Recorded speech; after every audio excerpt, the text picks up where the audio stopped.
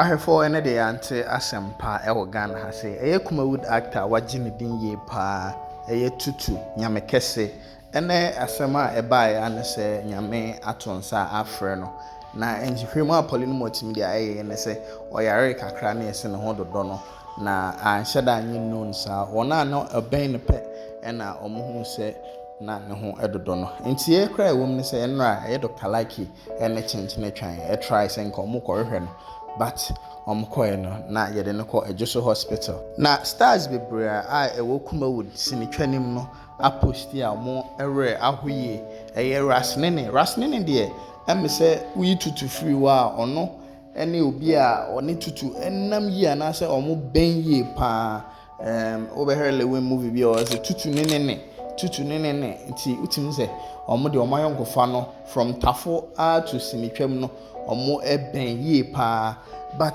asemi bae no amunyina abopusa sei na Dr. Lucky e posti ye ochire rest in peace my brother, you will always remain in my heart and all day.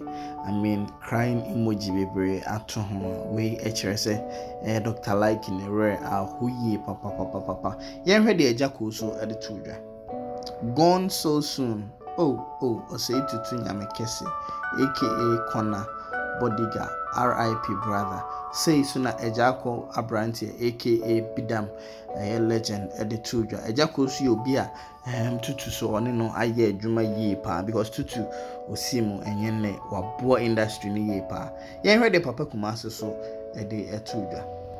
It's indeed a Black Tuesday for me and I ode crying emoji twaso and I say rest well nigga too and ode nyame symbols Tutu ho papa Kumasi currently only Ghana or Europe or ye adwuma o twa ne sini anase ne series ewo Europe na ensema ode etudwanis one na atwetwen enkomo ewo ni show so ewo RTV yenhwe ensema Tutu ede tudwa afede mapem mi unya mi yo ejeye afede timi apem ose koyi ni tugu wow enti yemra ehin na ye Tutu me mame ene me papa free sakra ono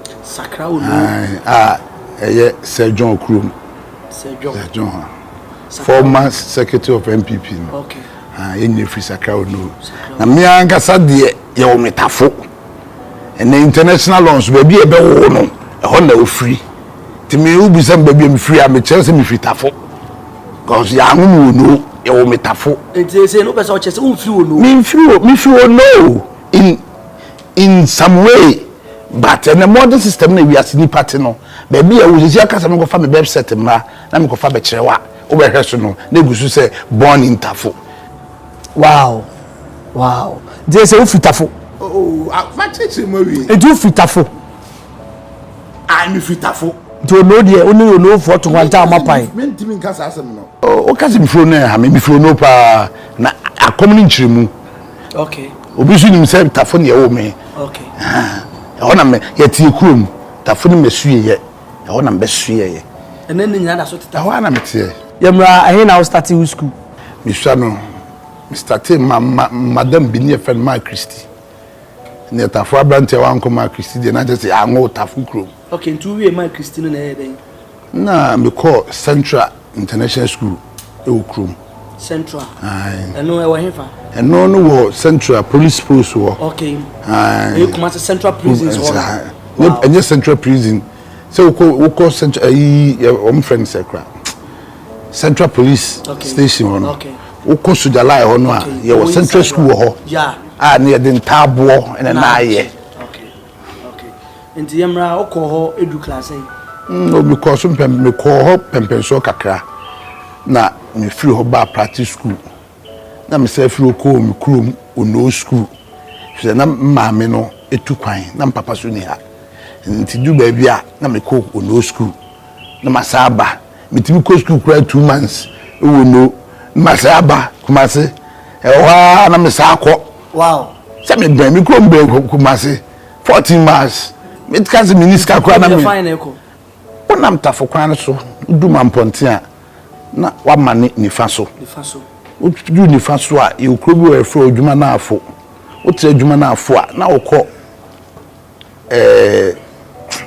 your friend say kunedu krum ikura no mbodi adwuma kase kunedu fred makase kese ba ho ne adwuma kase tu fred makase a na wakɔ ba bi from small ending akitibombo small ending e wo krom kwan so akitibombo no adi so small ending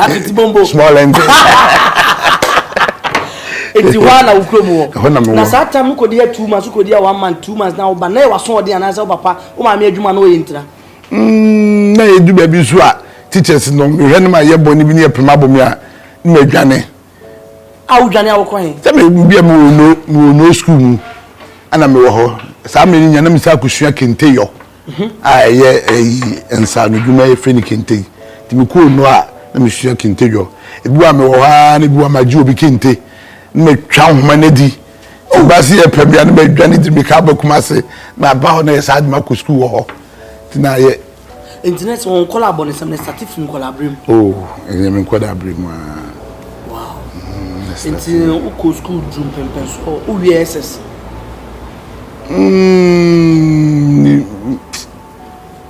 Uko SS. Me SS no na first near wo SS wo practice school. Near JSS my. Na me call SS. Oh, patrol say SS. Enye JHS. Oh, SS there. Me call 1 year Prempe College. Prempe ko Prempe? I'm Yaman from. We say Tutu, I know we say Tutu. Oh, Samre no na me akra bone e wa America, me papa no mu nete e wa America. E tu di ka ko school and sana obeko o Prempe sana obeko America na. Me from America. Me bo yemra. Yi abe na wunya aye. Sana ye do ko America. Oh, na me fanse be mfi be du mi ensan mu. Now about 13 years. Satana wo Jesus. Sir.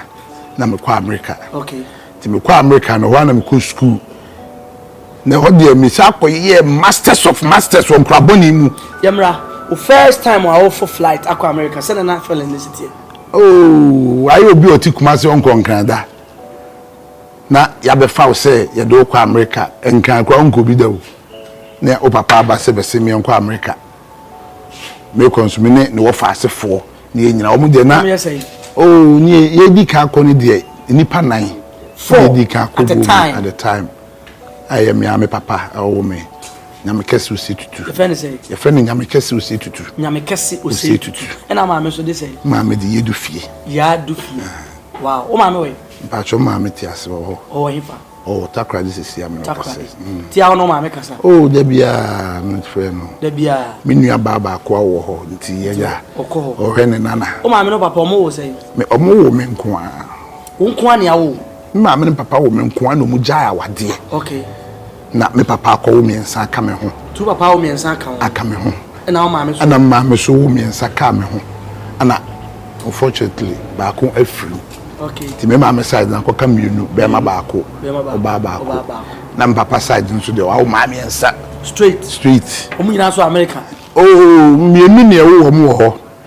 na be me no kase be bo so me nan ni me papa sa wo ti me nya nua ba ketwa oba nti yemra wo Jesus ni mo ana e fa straight to America ne wo fa asefo me nsa wo ka ho 9 no papa kan wanum na mokọ America papa kwa do di kan oba no ko nti e for ne ko ye okay ti e ko du America no han dan ma wo mo na me dem ko tra me papa fie mi ntua dan ka mi ntohwe mi to free udidi free bibia ofie se bi papa bo no modern ntua hwe na me nua no mutim na me starting school ko to nua no mo ko to me nua ma me ma no onyi che wo mo me na me panyin okay na me sa ko to me step brother ba ko okay I just o ma me de ne ba awade na papa so de me kwa awade na nyame nim ne kure nie unse enen no obi ti Ghana ha untu kwan kwa abrochi da wo enso da bia ohun York TV so ba ye time no ohun hwe da mi hu se ni New York City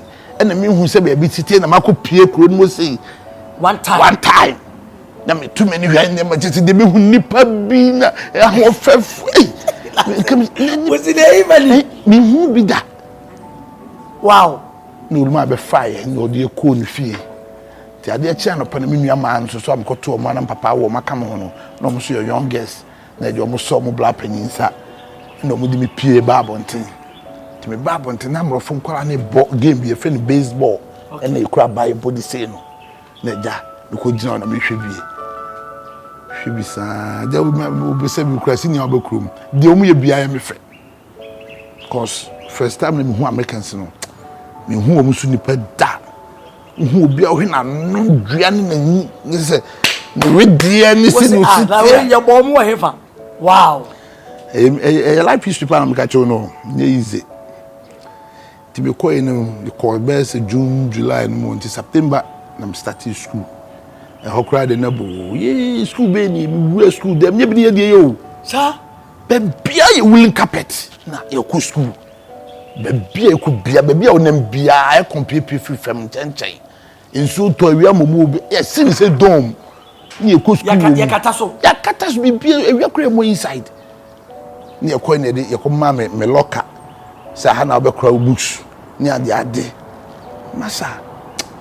I'm not for the Yamian Ukraine. So him more from penny phone or honor. Any do my arm or manoa. Now obey your crumha. Now bet you and penny phone there. Then me and Ukraine. Men can fancy you. Ah, bra. Wow. What started school? What class am I locker? Would not down for first, I don't for your never say. The first Adam for me, your friend Troka Nagby. Troka Nagby. Okay. O free Salio, hey, one of them can who know. Now, on the Mrs. Lydia going to the Bassano, on the baby, Uncle Cane. Okay. And I'm in the cool school. It is school now, baby. Your sister's one of one ounce. Oh, there be no more junior side. Okay. I'm just more, maybe call me for high school. High school, sir. And no more junior, and I'm Sapa to be black and you know, a senior. I said, Mr. Brother, no. Okay. No, mamma didn't buy what dear. On the way to an annual bruni. Oh, on only father a white. You would gonna hold, but none father a white. Okay. Because none papa, you know, a nurse me into one neck bruni a woe boy no. If in a Japan. Okay. See, I'm no Casekra was 7 US Marine, 22 years in American Army. Marine, wow. US Marine. To one I'm Cotonou is senior. I'm Cotonou. Tim Cotonou no so. Me call from me papa me frame me was say bra be news. Me ko news no a na ya tete amanfo a moton ni bone na o ka che mo se sa na ma we hwe no anya bi da emfa ho nkɔ ho na me ka che se father me hu se me bra no e hye dem aya o chichiri bi so say na me kura na me be ye ne ko na bra no chichiri bi ampa o to bi me che no but onu utimi bounce back atwi ne hu free ho na me de me wura mu no eni na me no ka say maybe eni na me no te din ko yo wow I don't know what we are on the two animators. Then I will because at a wakunya Sierra Leone near down for Onyebi. Or no brand TV. When I do room. Oh, the American ye baby a sebe nipa dom wo ho. So, ana me sa kwa make a krumo nso no ano. Sa kro no na me bona ha no. Me sa de ye dey. E ko ho. E ho kra de efo. Now first kro no abon America. Obekai. Oh, me ko wia. Ade wo CVS, only a supermarket. I'm going to shoplift. I'm going to buy. O mancho. Yet me. O first corner boy. Yet me. Na come do ana. Anya come. Na di nta ko bo. Say a lifestyle be a man tell no am go to omo no. As will be a ye bintu misum ye dey. Me ye bi ye nyina etum pasa. Na ewuram na so we gina ha na ye hie botom. Na yet me. Yet me no. Na ye ma me bibi a friend community service. Not just say what's a community community service. It does a hospital, library, a DBA community DBano. Also, 240 hours of community service. Not just a charges no, ya drop by a Jinsemu near more Buho, a friend Potomac Malls, your Landmark Mall, Tyson's Corner Mall. Stop being one picture moon. Are they? So we had the answer near trap picture near Bandu 6 months when you remember her. 6 months when you don't come into the store. Seriously? Wow. It's bad and stores be brave. I have a picture of Bomua. You say, oh, inside the crest. Remember her. Saturday and Usa. Oh, I'm a young boy. Tell me high school. Send an American crab on the asset. Okay. It did Tamax Kaka crab by me muno. Nam Kushia will be small boy back, a friend Orgy. Only introduced me to drugs. No, see me uncle talk. Omaha baby. I friend Sebi.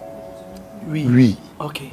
me ko to bi ni en ton na me diska man no na me no ko toye satam na unum wi ni bi da oh no me hunu nom but na num na me nom ba we de o de mi free de num mu e ko ni ton mu okay ti nyame anim no kure ni na me fa me tiri ma no ana o force me ko toye e ho nso kwa o ma cheche na £1 £1 ni bia $800 per pound okay ni to $800 no a ye be chechire no ni number 7,005 plus na music oi sa na de na me tutale no masa me chemate wa me why and no my American experience I'm a ton we me papa hu mitimi to atade na gu mi bag mu me pie free am papa won tade a wato ama me sa ntade no so yo me gangster what is say my ice my baso kwasi na osi kuma me ni ate ntade na papa de ama me no me pese me hye enti me de ne hye bag ni mu a ma ton papa no hye bag mu a me pie free the madam for the car be so ma wo sesa me ho ma hwede e ko no eja wo de dai ulma okay from now den den ulma ko to cheap ones na ma me so cheap ones obi hu kura na say na wo nega pa na wo santa de we fe ni payless we hihye wo sada na me ye no to one day na papa me so me pon so me pon tu e de me be hye me ma be fia be ro because am wo adwuma mu say wa pon ba fia me nim me bie pro twere ohum no hwe me see ya na wo sene ta de we nya na madam for me de che me wan kasa de bia madam for de che no frame me catch o free de kro madam for chwa de kwa beje oh say in life na kasa o to so koso di bone a edia e be yi ho adi ama ye hu sabi ti me di akiri sa ti 1994 me high school year no me wie no na papa catch me say me akra bone e do de me bagana ababa betena ha wan kan kire mi o wose me ofa bi wo New York me nkosa na wo New York na me kan kire se metuni na kotena say na wo twa me take it wo de me bagana wo de wonim minim me ban so me she jacket keke ya be jam kwan ye airport ba ku bi wo Dallas airport Washington and wo National Airport Reagan Airport so ho na ye de me ko fire ti me de me se me ko New York afi ye de me wura plane mu na metimu a plane 2 year no mu yi video bi sometimes na movie be about your friend the body guide okay Kevin Costner when you Whitney Houston yeah omo first movie bi omo ye bom your friend the body guide me man ko hwebi cinema ti ye di shame plane mu no ma dwen nyina ko di movie ni so ti ta mo movie ni si wie ma ye seven aduane me di ye no me ti wa na me shame hu say na New York na me ko di asenka 1 hour time anka wo se me duro for me yi paper nation botum ye me hwe so anya hwe so from Washington to London to Accra na mu oi ayedwe afi me kotire ni basa I will play him tete me hu de me nyama dwi nyina akeka bom na me titi me take it him na me share envelope mu ka me flash no na bi ka say me flash na ba asem abede na me to trash o be flash no aka ho se be ya yan kasa ni yan fa onko ba bia wo ko ne sa no ko ba bia wo fi ba yan ko no so ba me kai mo afa ne nkomo na ye de sa afa no afa akonya atena se won aye de medical catch me guso an nya me kesa e o se tutu na twetwe nkomo menua ye ko na wo ka aha na makumi epem na me ko tire betire me wo de me nya me ho sa time no so no na nam attack na ba World Trade Center first and Clinton time okay akida for na attack nti na ma plane bi etu a no more special agent bi a o ti plane mu a o monitor say there in case bibi to no hwe me reactions na me na no hu say bibi ye dey ha me na sa time na wuti nyinu wagina oh na me nyina miti sa okay na me nyina miti kura okay na samna na me wa America dey be wura we ntemu a na obi agina ni ti se ne awo no enne no e free ho na obi atwa samna de na me nyanya afo kura okay it's papa ne buy better me chen obusa me what's wrong to hear na nim say na it seem like say I don't let me person me na be kasa but na ba bi adru no me hiamwa na me kan me problem chen no so don't worry you see a obehu do obeye you see na so me nsa na ode me call immigration for no so me kasa na me kan bibi a kire o afie frɛ me papa ne phone is switch off obia me wo fa no hwan hɔ na me hu say no mu nyina plan work enti me ye ba me team answer from headmistress I'm free in school mu time me do so na abo anopa 7 e wo UK o enti na ya nwumre 2 o'clock amachi 2 o'clock US as obi ada Sat na onya me do Ghana na o UK na o UK okay enti hono na me tena ho sa ma no ko bo be say mfan say one ho ko bo na te say adiachi ko US na ya free me school mu no catch them say obi I'm supposed to be in school na then I'm in London they should send me back